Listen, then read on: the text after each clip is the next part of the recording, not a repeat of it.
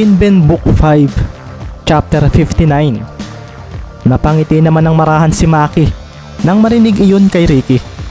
Kaso, opportunity pa rin ito para kay Martin para maka-score. Si Martin naman ay napaseryoso nang may biglang humawak sa kanyang dalawang balikat na nagpahinto sa kanyang momentum.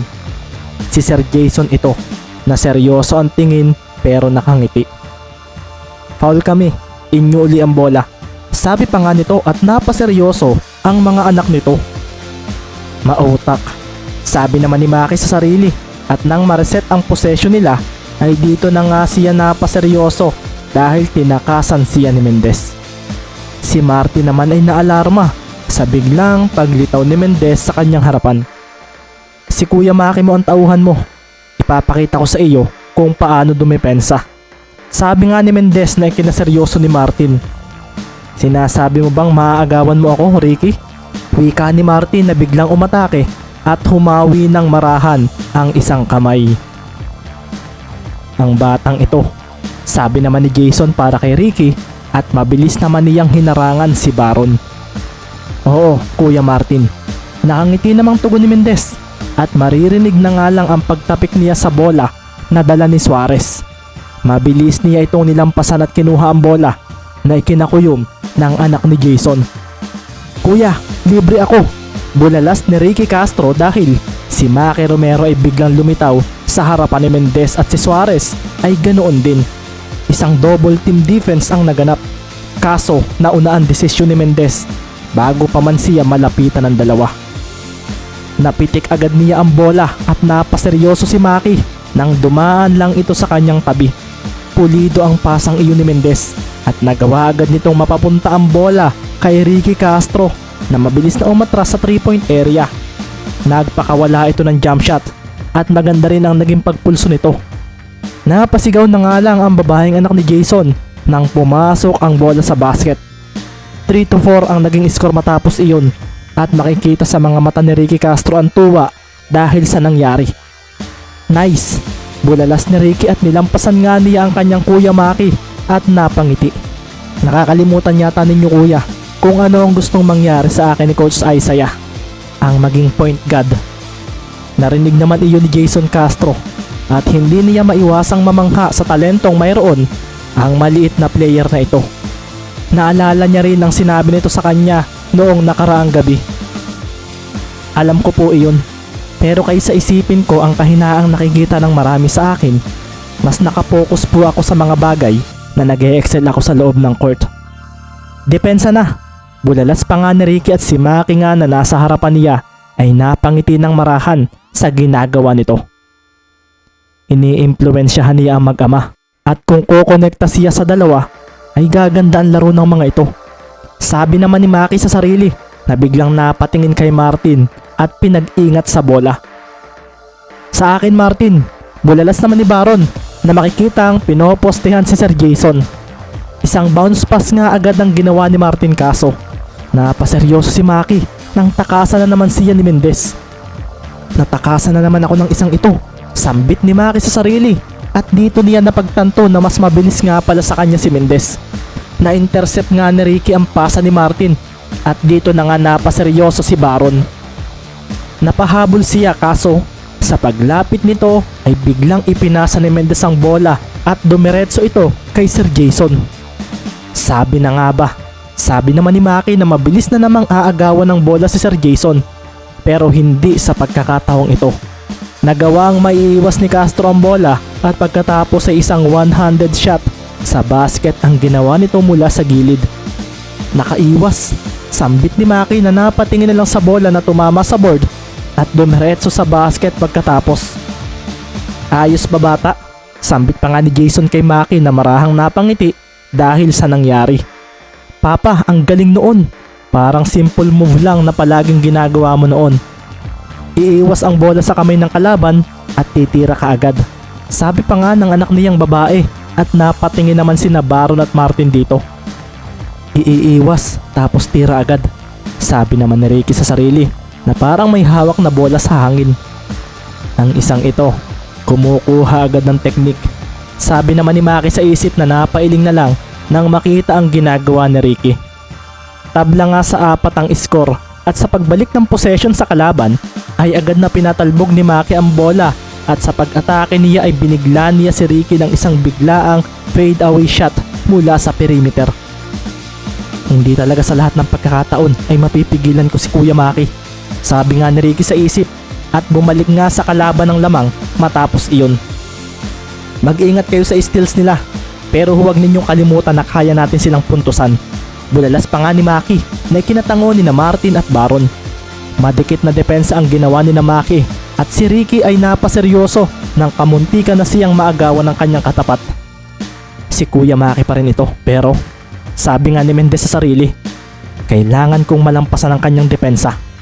Napangiti si Maki sa pagpupumilit ni Mendez. Hindi mo rin maipasa. Si Jason naman ay napalapit para sa screen kaso nang mag-react si Maki rito ay nakita na lang niya si Ricky na nagpakawala ng isang step back 3 na kinaseryoso ng mga nasa court. Hindi lang dapat galaw ko ang mabilis, pati ang reaksyon ko sa counting kills ng defender. Sambit ni Mendez sa isip at isang outside shot na naman ang kanyang naipasok. Hindi na ito kapanipaniwala Sambit nga ni Maki na mabilis na hiningi kay Martin ang bola. Kaso nang ipasa na ito sa kanya ay agad itong natapik ni Mendez na mabilis din siyang nilampasan. Dahil doon kaya ang depensa ng tatlo ay nasira upang pagtulungan si Mendez. Nag-penetrate ito sa basket at iisa lang ang nasa isip ng tatlo niyang kuya. Tama na, hindi ka na makakaisa pa.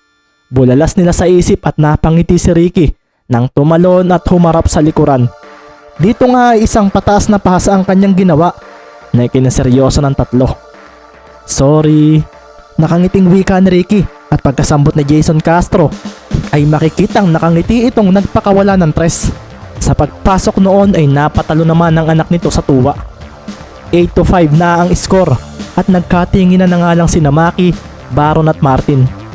Nakakaramdam sila ng frustration na nauwi sa buntong hininga. Ang isipin natin ay ang free shoes at pirma ni Sir Jason, hindi ang mapigilan si Ricky. Sabi ni Maki na sinang-ayunan ng dalawa. Hinayaan na lang nilang gawin ni Ricky ang gusto nito at sa pag-usad ng laro ay nalapit na ito sa pagtatapos. Napatalon sa tuwa sina Martin at Baron nang mabigyan nila ng screen si Maki upang makalibre kay Mendez.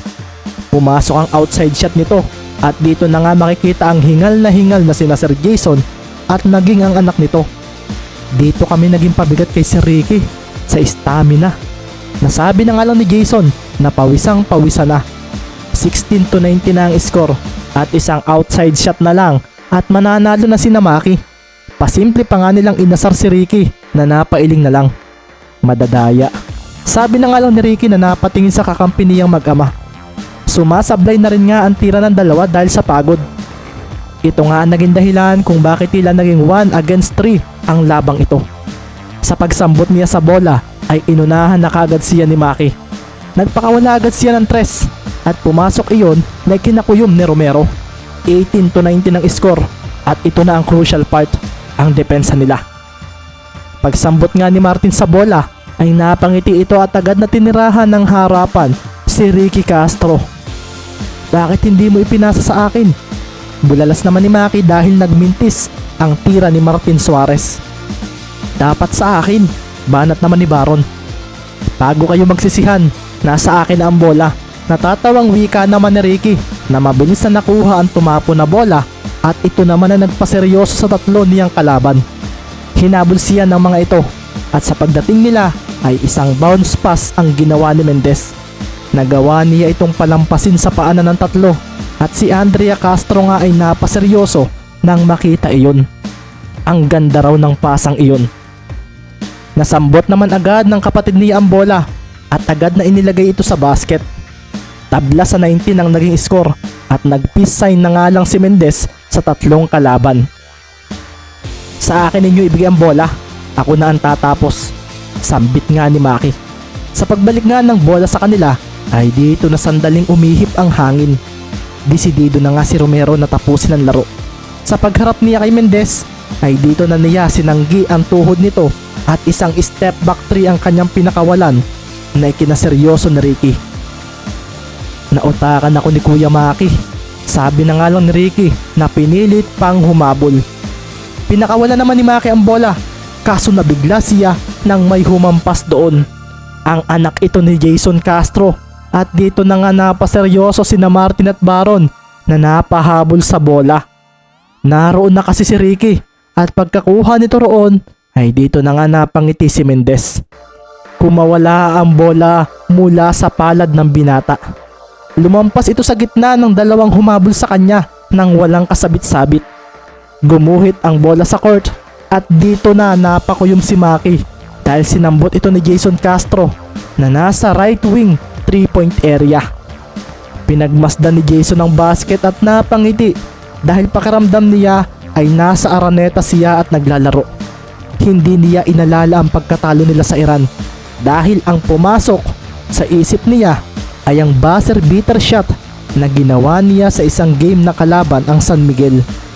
Tumalon siya at pinakawalan ng bola na parang mauubos na ang oras, at sa pagbitaw niya ay doon na siya napangiti.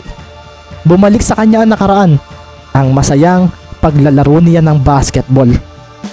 Salamat, Ricky Mendez. Nasabi na nga lang niya sa sarili, at doon na rin nila narinig ang paghalik ng bola sa basket na ikinatalon sa tuwa ng dalawa niyang anak. 21-19 at nanalo pa nga sina Ricky na ikinailing na lang ni Maki, Baron at Martin. Nilapitan nga nila si Ricky at kinuyog. Ang daya mo, bakit mo ipinasa? Bulalas ni Baron at tawang-tawa naman si Ricky. Mabubutaan ninyo ako eh. Sagot naman ni Ricky na pilit kumakawala mula sa tatlo. Si Maki naman ay biglang kiniliti ito. Madaya ka, panalo dapat kami. Kasalanan mo ito, Romero. Hindi mo nakita yung anak ni Sir Jason. Sabi naman ni Baron, at ang dalawa naman ang parang nagkasamaan ng tingin. Sino ba ang katapat noon? Napangiti naman si Martin. Nag-screen si Sir Jason kaya nakatakas sa akin. Tama na iyan. Lahat kayong apat ay bibigyan ko ng bagong sapatos. Isa pa, napasaya ninyo ako sa paglalaro natin. Pakiramdam ko ay parang bata uli ako. Masayang wika naman ni Jason Castro at katabi na nito ang dalawa niyang anak. Kuya Ricky, masaya kami na nakilala ka ni Papa. After many years, nakapaglaro uli siya ng basketball. Sabi naman ng babaeng anak nito, medyo nahiya naman silang apat sa ginagawa nila at agad silang tumayo ng ayos. Ang gagaling ninyong maglaro mga kuya. Sana makalaro ko uli kayo. Masayang wika naman ni Ricky Castro na napatingin pa kay Ricky Mendez. Kuya Ricky, sana kayo ang mag-champion sa Mima Europa League. Idol na kita. Nahihiyang wika pa nga nito at si Baron ay napatingin kay Ricky. Umupo muna sila sa parking katabi ng court at may dalang pagkain ng mag-aama na kanilang kinain doon. Dito na nga nagsimula ang pagtatanong ni Baron kay Sir Jason. Dito na nga ito nagkwento ng experience at makikita pa nga si Baron na nagkukwento rin ng mga best moments ni Sir Jason noong nanonood siya ng laro nito sa PBA. Ikaw Sir Maki, nakita kong magaling ka rin maglaro. Malaki rin ang potential mo. May interest ka bang maglaro sa mas mataas na teams? Ang ibig ko sabihin ay gaya sa national team. Sabi nga ni Jason na napatingin din kay Ricky. Maganda nga po iyan. Nasa isip ko rin iyan dati pero masaya na po ako sa Maharlika League. Hindi dahil sa kontento na ako. Pero hindi ang National League ang purpose ko kung bakit ako nagbabasketball pa rin. Napaakbay nga si Maki kay Ricky na kanyang katabi. Naglalaro lang ako sir dahil sa isang ito. Gusto kong maging mas magaling pa ito. Napangiti nga rin si Baron at Martin. Sa oras na mapunta ka Ricky sa national team, alam kong ibabalik mo ang pakiramdam na naramdaman namin noong muntik na tayong manalo sa Iran. Sambit naman ni Baron. Halos buong bansa ang nanonood noon at hindi ko na maalala kung kailan ba huling nagkaroon ng laro ang Gilas after noon na marami ang naniwala na mananalo tayo. Parang wala na. Dagdag pa ni Baron at dito na nga umihip ang hangin. Baka nakakalimutan ninyo, may Maharlika League pa. Magkakasama pa tayo. Hindi pa ako magaling at lalong alam kong marami pa akong matututunan. Sabi naman ni Ricky. Pero Ricky, doon din ang punta noon. Hindi ba yun ang gusto mo? Sabi pa ni Maki. Oo kuya, pero hindi ako nagmamadali. Sagot ni Ricky na ikinangiti ni Jason Castro. Ito ang attitude na gusto niya kay Mendez. After ng Mimaropa League, gusto kong maging trainer mo, Ricky. Kakausapin ko ang coach mo at gusto kong maging mas magaling ka pa. Pwedeng dito o sa Kalapan. Tuturuan kita ng libre. Iyon ay kung gusto mo lang naman. May ngiting wika ni Jason at lalong napangiti ang mga kasama ni Ricky sa mabilis nitong pagsagot. Sige sir, ayos iyan. Hindi ko po iyan tatanggihan.